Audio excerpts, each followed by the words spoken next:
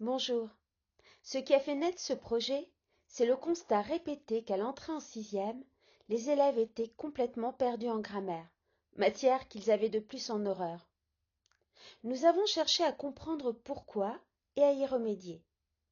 Les résultats ont été probants, et de fil en aiguille, cela est devenu une méthode. Partons du problème avec un exemple tiré du manuel Sillage 5e aux éditions Bordas. On y demande aux élèves d'identifier les compléments circonstanciels d'un court extrait.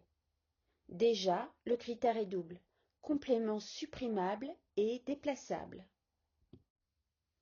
Mais cette démarche porte à confusion, car dans l'exemple du manuel, le complément du nom aussi est supprimable. De plus, dans la suite de la leçon, le manuel introduit une nouvelle notion, celle de complément essentiel, pour désigner certains compléments de lieu non supprimables. Enfin, pour la grammaire du français, ces compléments de lieu non supprimables deviennent carrément des compléments d'objet indirect. Conclusion. Le critère déplaçable, supprimable, n'est pas fiable pour identifier un complément circonstanciel. Et à vouloir s'y tenir, on aboutit à démultiplier les catégories de compléments ou à les mélanger. Il est nécessaire de sortir de cet état de confusion. Voici notre proposition.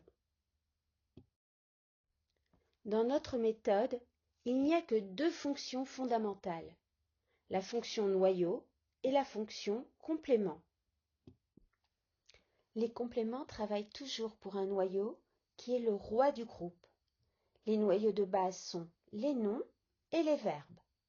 Le nom est le noyau du groupe nominal, le verbe est le noyau d'une proposition. Quant aux compléments de verbes, ils sont au nombre de deux, les compléments d'objet et les compléments circonstanciels. Si nous revenons à l'exemple initial, cela donnerait le tableau suivant. Grâce à ce tableau, nous voyons clairement la différence entre les deux groupes nominaux prépositionnels de notre exemple initial.